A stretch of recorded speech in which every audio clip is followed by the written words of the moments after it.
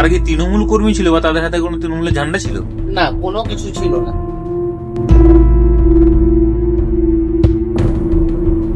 আদেবেগ অঞ্চলে দিলীপের নেতৃত্বে বাস বন্দুক দেখিয়ে ভাঙচুর হয়।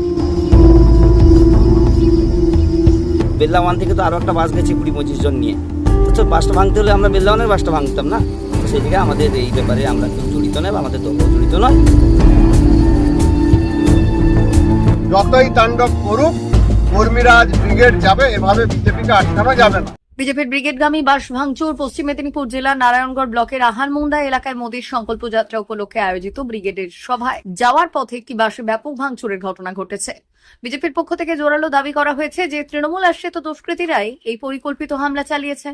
শনিবার সকালে ওই এলাকায় গেরুয়া শিবিরের কর্মীদের নিতে যখন বাসটি এলাকায় ঢুকছিল তখনই অতর্কিতে লাঠি এবং ইট নিয়ে চড়াও হয় একদল দুষ্কৃতী।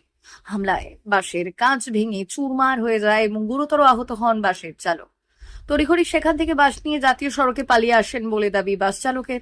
এই ঘটনা প্রসঙ্গে বিজেপি নেতা গৌরীশঙ্কর অধিকারী তীব্র ক্ষোভ উগরে দিয়েছেন। তার অভিযোগ, বাসের চালককে বন্দুক দেখিয়ে মারধর করা হয়েছে এবং আসন্ন নির্বাচনে হারের ভয়ে তৃণমূল এই ধরনের হিংসাত্মক পথ বেছে নিয়েছে। অন্যদিকে তৃণমূল কংগ্রেস এই সমস্ত অভিযোগকে সম্পূর্ণ ভিত্তিহীন ও বিজেপির সাজানো নাটক বলে উড়িয়ে দিয়েছে। ঘাসফুল শিবিরের দাবি, এই ঘটনার সাথে তৃণমূলের কোনো যোগ নেই, বরং বিজেপির নিজেদের অভ্যন্তরীণ গোষ্ঠীদ্বন্দ্বের জেরেই এই ভাঙচুর হয়েছে বলে তারা মনে করছে। রাজনৈতিক ফায়দা তুলতে এবং মানুষের সহানুভূতি পেতেই বিজেপি এই মিথ্যে নাটক সাজিয়েছে বলে পাল্টা তোপ দেখেছে স্থানীয় তৃণমূল নেতৃত্ব। এই মুহূর্তে আহারমুন্ডা এলাকা যথেষ্ট থমথমে রয়েছে এবং পরিস্থিতির সামাল দিতে ঘটনাস্থলে মোতায়েন করা হয়েছে পুলিশ বাহিনী।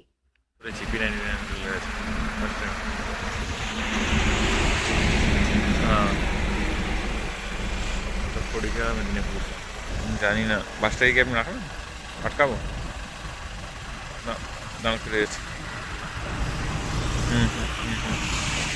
ফিনাইলটা পেরিয়ে এসে এদিকে।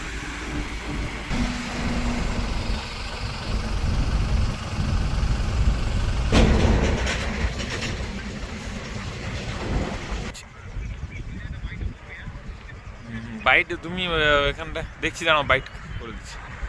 বেরিয়ে গেল। আমি কিস্তারি থেকে গাড়ি নিয়ে এলাম। আমার আহারমুন্ডাতে ব্রিগেড ছিল আজকে বিজেপির, গাড়ি নিয়ে যেতেছিলাম। আহারমুন্ডা ঢুকতে 1/2 কিলোমিটার বাকি আছে, ওখানে 4-5 জন মিলে ঘিরলো। ঘিরে আমাকে জিজ্ঞেস করছে কোথায় নিয়ে যাবে। আমি বললাম আহারমুন্ডা। না, গাড়ি ঘুরাও, গাড়ি যাবে না। বেশ ভালো কথা, আমি গাড়ি ঘুরাতে গেলাম। পেছন থেকে একটা দুম করে আওয়াজ হলো, পাথর দিয়ে পেছনের কাঁচটা ভেঙে দিল। তারপরে ওখানে ছোট্ট গলি রাস্তা, তো গাড়ি ঘুরাতে সময় লাগবে, লম্বা গাড়ি, দুদিকে গাছ আছে। গাড়ি ঘুরাতে ঘুরাতে দেখলাম একজন ডাং নিয়ে ধূপ ধাপ করে শাটার গুলো ভাঙতে আরম্ভ করলো। দিয়ে ডান দিকে এসে আমার ধারের শাটারটা ভেঙে দিল, আমার হাতে লেগেছে। তারপরে সামনের গ্লাসটা ভেঙেছে, আরেকজন বন্দুক বের করেছে। দিয়ে তাড়াহুড়া করে আমরা আতঙ্কে জীবনের নিয়ে ঝুঁকি নিয়ে গাড়িটা ঘুরিয়ে নিয়ে কোন রকম আমরা মেন রাস্তাতে চলে আসি। তারা কি তৃণমূল কর্মী ছিল বা তাদের হাতে কোনো তৃণমূলের ঝান্ডা ছিল? না, কোনো কিছু ছিল না। লাঠি ছিল হাতে, লাঠি আর বন্দুক। ওরা কি তৃণমূলের কোনো স্লোগান দিচ্ছিল? হতেও পারে, না স্লোগান কোনো দেয়নি, তবে আমার যতটা আইডিয়া হতেও পারে। কি নাম আপনার? আমার নাম রঞ্জিত রাউল। কি বাস রয়েছে আপনার? মা মহামায়া বাস, খড়িকা, মেদিনীপুর। কেসিয়াড়িতে মালিকের বাড়ি, আমার বাড়ি খাজরা। দাদা কি হয়েছে, কি হলো? আমাদের প্রধানমন্ত্রীর সভায় যাওয়ার জন্য বাস যাচ্ছিল আহারমুন্ডা। যাওয়ার পথে আদেবেগ অঞ্চলে দিলীপের নেতৃত্বে বাস বন্দুক দেখিয়ে ভাঙচুর হয়। আমরা প্রশাসনের কাছে এবং নির্বাচন কমিশনের কাছে দাবি জানাচ্ছি, বাংলাকে কলঙ্কিত করার জন্য নির্বাচনের আগে, কোন রাজ্যে বা নির্বাচনের আগে এরকম বন্দুক দেখিয়ে ভাঙচুর করে এরকম অবস্থা আজকে দেখা যাচ্ছে না।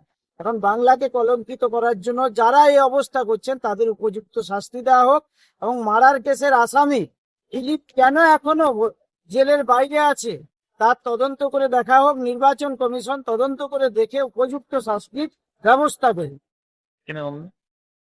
রমাপ্রসাদী।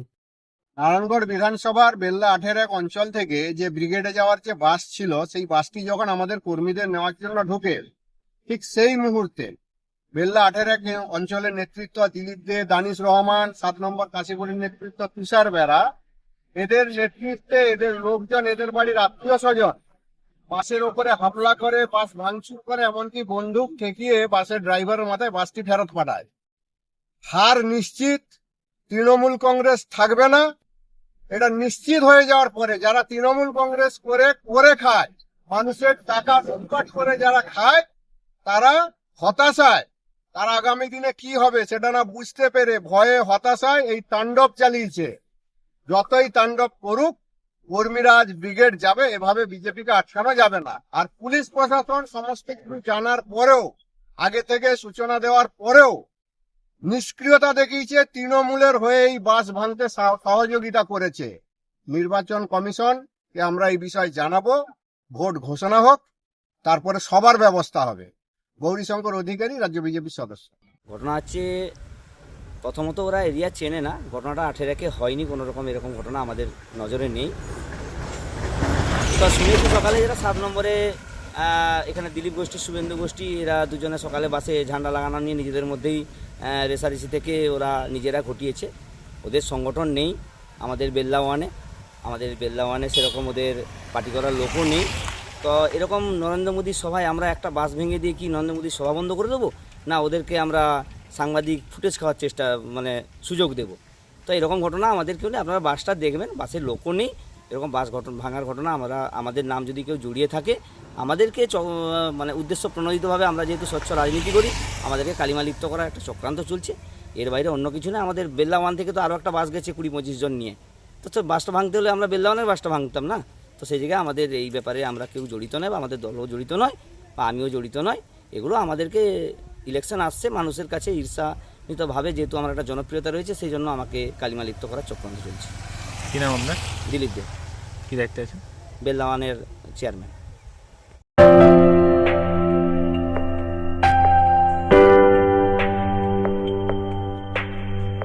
সোনার আলো মাখে যখন অনুভূতির ছোঁয়ায়, স্বপ্ন তখন রূপ নেয় উজ্জ্বল গহনায়। আর সেই স্বপ্নকে সত্যি করে silver house gold and diamonds. এখানে প্রতিটি গহনা যেন এক একটা শিল্পকর্ম। এখানে পাবেন ইউনিক ডিজাইনের 22 carat HUID gold ornaments, exclusive silver collection, premium cut diamond jewellery এবং রেয়ার প্লাটিনাম কালেকশন। গুণমান, ডিজাইন আর বিশ্বাস, আপনার প্রত্যাশা পূরণেই আমাদের অঙ্গীকার। গহনা শুধু অলংকার নয়, এটা আপনার স্টাইল, আপনার অনুভূতি, আপনার পরিচয়। আর সেই পরিচয়কে দেবে সত্যিকারের আভিজাত্য। Silver house gold and diamonds, ঠিকানা বেলদা, পশ্চিম মেদিনীপুর। যোগাযোগ নাম্বার 9476409501 অথবা 8695500644।